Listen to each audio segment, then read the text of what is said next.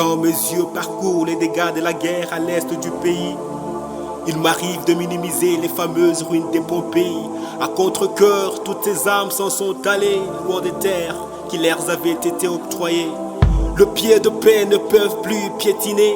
Les têtes qui s'y lèvent comme Mamadou sont d'emblée décimées par l'insatiable guillotine de l'Occident qui ne sait que tuer, point serré dans grand sang. Avoir des hécatombes qui puent sans arrêt à l'Est et les silences assourdissants de pays de l'Ouest. Si leur morale et conscience ne sont pas en panne, alors il leur reste les diagnostics du syndrome d'Angelman. L'histoire des Gorées continue son cours dans Bunagana. Ni la libre circulation, ni l'atmosphère pure, il n'en a. Au moment où je vous narre ces sanglants couplets, près de 10 millions de femmes ont été violées. Plus de 800 000 familles ont été balayées avant d'être jetées très loin de leur propre foyer. Elles vous plongeront encore au bas-fond de l'effroi. Les statistiques des nourrissons qui tous nus sous le froid. Dans la clairière, les moustiquaires sont devenus des tontes.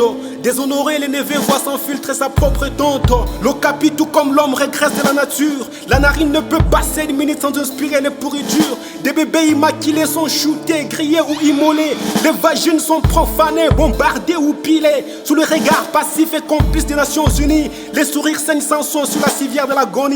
Traumatismes psychologiques sans nul précédent sont un pain quotidien à l'est du pays continent. À l'ombre des aurores et espoirs meurtris, plus ces chairs dont le nom ne traverse jamais le pays. Et pendant que l'ONU révélait les pillages avec aisance, je vis l'Europe y afficher allègrement sa complaisance. Au jour d'aujourd'hui, 31 ans, nuit après nuit, la profanation des vagines ici se poursuit. L'incendie des maisons dans Kassika continue à courir, laissant derrière lui écombres et cratères à n'en plus finir. Tout Congolais sachant lire et écrire est afflongué par les enfants de la coalition Banyamulenge. L'enterrement des vivants, des armes plus qu'une cœur. Les victimes réchappées sont broyées par la terreur. Les femmes enceintes sont éventrées avant d'être pendues. Pauvres indigentes que la vie n'a jamais défendues.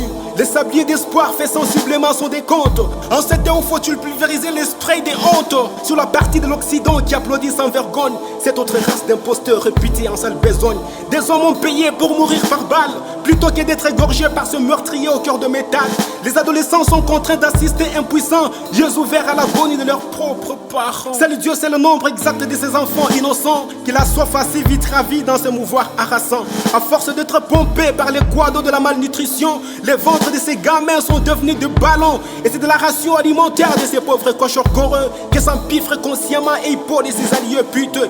Moi je n'y peux rien si la vérité vous fait sursauter des frayeurs. Je ne suis qu'un miroir reflétant les actes des vieux voleurs. Je dois demeurer ici et m'adresser tout haut à tous ces faux frères qui nous poignardent dans les dos. Que les gants sales, on ne réalise rien de parfait, et tôt ou tard ne deviennent pour la conscience qu'un fait. Oh toi mon peuple, n'envie pas le main de leur table. Le temps est déjà arrêté pour la perte de ceux qui s'attablent pour planifier la destruction d'un peuple si longtemps disséminé. Éloigne-toi de leurs mains, c'est du miel empoisonné.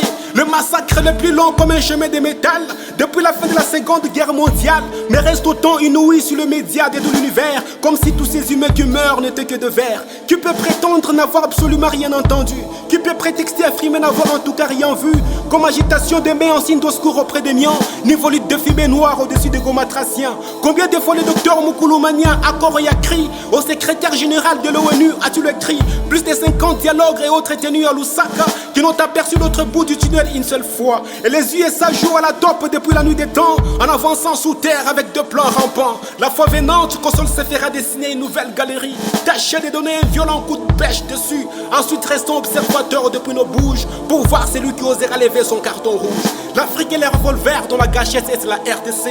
Alors n'hésitez pas de faire usage de ce que vous avez été doté. Au fond de l'Angleterre et tout ce qui va avec, ne se trouve aucune once de pitié ni d'attention quelconque. L'avocat du peuple n'existait pas au siècle 21e. Le peuple, le peuple, le peuple se doit de se libérer lui-même.